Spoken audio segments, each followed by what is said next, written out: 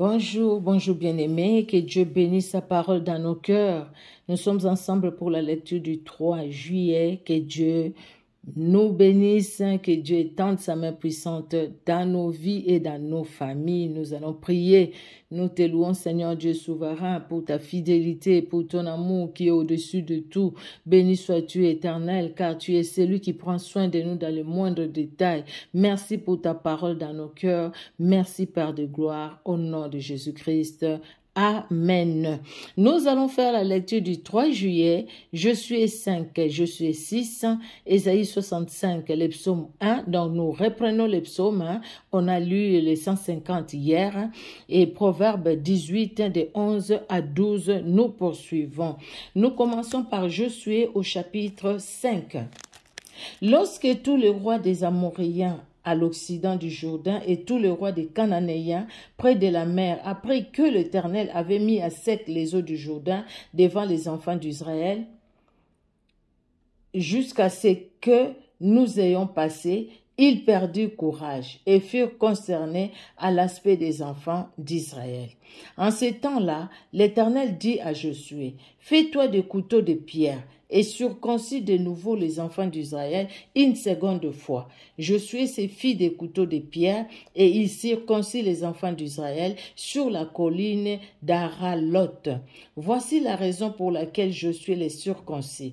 Tout le peuple sorti d'Égypte, les mâles, tous les hommes de guerre, étaient morts dans le désert pendant la route après leur sortie d'Égypte. Tous ces peuples sortis d'Égypte étaient circoncis, mais tous les peuples nés dans le désert pendant la route après la sortie d'Égypte n'avaient point été circoncis, car les enfants d'Israël avaient marché 40 ans dans le désert, jusqu'à la destruction de toute la nation des hommes de guerre qui étaient sortis d'Égypte et qui n'avaient point écouté la voix de l'Éternel.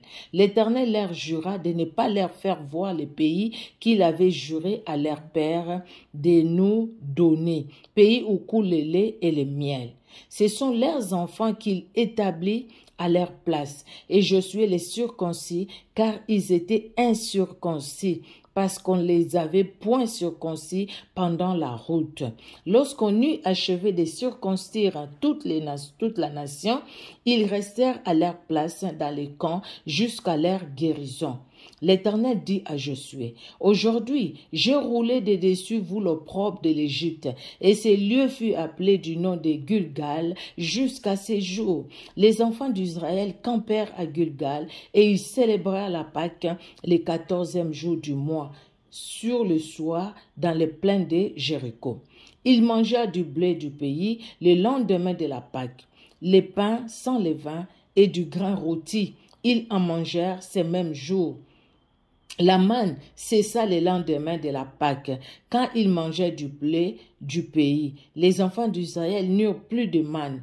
Ils mangèrent des produits du pays de Canaan cette année-là.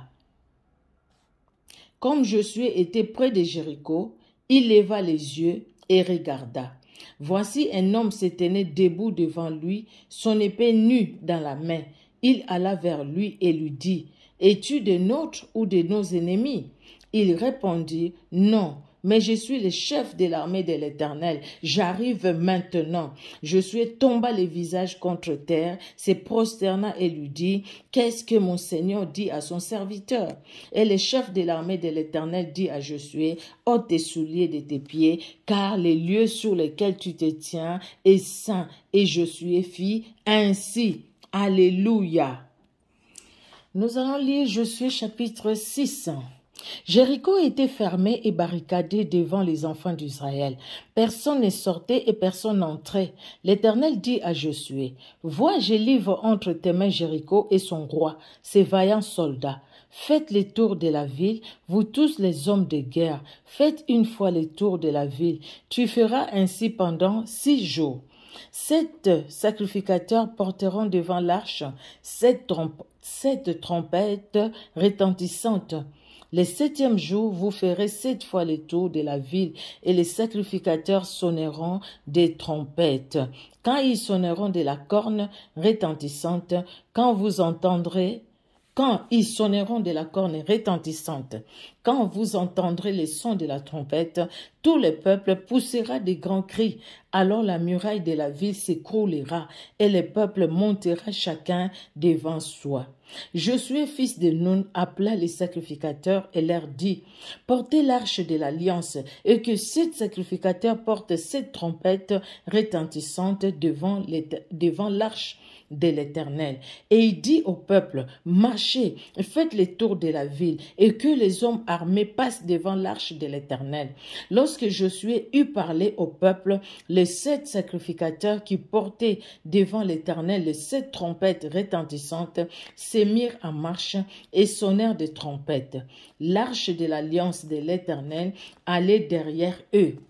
Les hommes armés marchaient devant les sacrificateurs qui sonnaient des trompettes et l'arrière-garde suivait l'arche pendant la marche. On sonnait des trompettes. Josué avait donné cet ordre au peuple. Vous ne crierez point, vous ne ferez point entendre votre voix et il ne sortira pas un mot de votre bouche jusqu'au jour où je vous dirai poussez des cris. Alors vous pousserez des cris. L'arche de l'Éternel fit les tours de la ville. Elle fit une fois les tours, puis on rentra dans les camps et l'on y passa la nuit. Josué s'éleva de bon matin et les sacrificateurs portèrent l'arche de l'Éternel. Les 7 sacrificateurs qui portaient l'arche de l'Éternel se mirent en marche et sonnèrent des trompettes. Les hommes armés marchaient devant eux. Et l'arrière-garde suivait l'arche de l'Éternel. Pendant la marche, on sonnait des trompettes. Ils firent une fois le tour de la ville le second jour, puis ils retournèrent dans les camps. Ils firent de même pendant 6 jours. Le 7e jour, ils se levèrent de beau matin dès l'aurore et ils firent de la même manière 7 fois le tour de la ville. Ce fut le seul jour où ils firent 7 fois le tour de la ville. À la 7e fois, comme les sacrificateurs sonnaient des trompettes, Josué dit au peuple, « Poussez des cris, car l'Éternel vous a livré la ville. » La ville sera dévouée à l'Éternel par interdit, elle et tous ceux qui s'y trouvent, mais on laissera la vie à Rahab, la prostituée, et à tous ceux qui seront avec elle dans la maison, parce qu'elle a caché les messagers que nous avions envoyés. Gardez-vous seulement de ce qui sera dévoué par interdit, car si vous prenez de ce que vous aurez dévoué par interdit, vous mettriez les camps d'Israël en interdit, et vous y jetterez les troubles. Tout l'argent et tout l'or, tous les objets d'airain et de fer seront consacrés à l'Éternel et entreront dans les trésors de l'Éternel. Le peuple poussa des cris et les sacrificateurs sonnèrent des trompettes. Lorsque le peuple entendit le son de la trompette, il poussa des grands cris et la muraille s'écroula. Le peuple monta dans la ville, chacun devant soi. Ils s'emparèrent de la ville et ils dévouèrent par interdit au fil de l'épée tout ce qui était dans la ville, hommes et femmes, enfants et vieillards, jusqu'aux bœufs, aux brebis et aux ânes. Josué dit aux 2 hommes qui avaient exploré le pays, entrez dans la maison de la femme prostituée et faites-en sortir cette femme et tout ce qui lui appartiennent, comme vous les lui avez juré. Les jeunes gens, les espions, entrèrent et firent sortir Rahab, son père, sa mère, ses frères et tout ce qui lui appartenait. Ils firent sortir tous les gens de sa famille, ils les déposèrent hors du camp d'Israël. Ils brûlèrent la ville et tout ce qui s'y trouvait. Seulement, ils mirent dans les trésors de la maison de l'Éternel l'argent, l'or et tous les objets d'airain et de fer. Josué laissa la vie à Rahab et la prostituée, à la maison de son père et à tous ceux qui lui appartenaient. Elle a habité au milieu d'Israël jusqu'à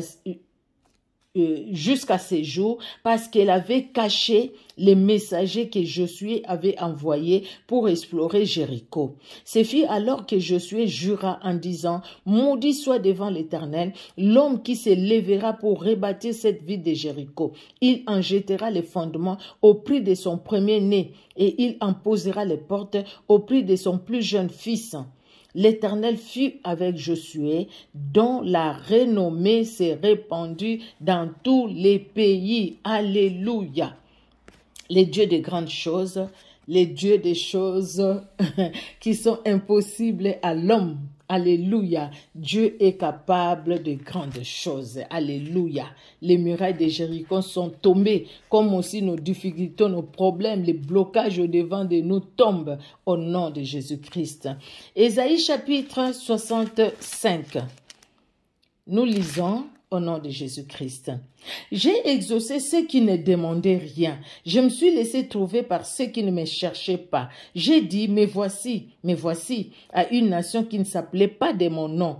J'ai tendu mes mains tous les jours vers un peuple rebelle qui marche dans une voie mauvaise au gré de ses pensées, vers un peuple qui ne cesse de m'irriter en face, sacrifiant dans les jardins et brûlant de l'encens sur les briques, qui fait des sépulcres sa demeure et passe la nuit dans les cavernes, mangeant de la chair des porcs et ayant dans ses vases des mets impurs, qui dit « Retire-toi, ne m'approche pas, car je suis saint ».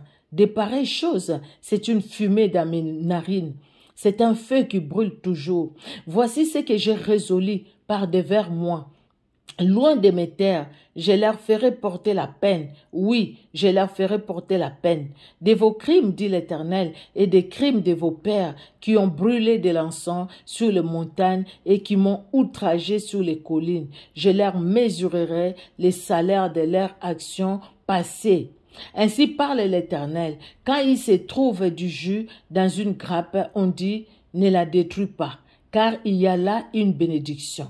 J'agirai de même pour l'amour de mes serviteurs, afin de ne pas tout détruire.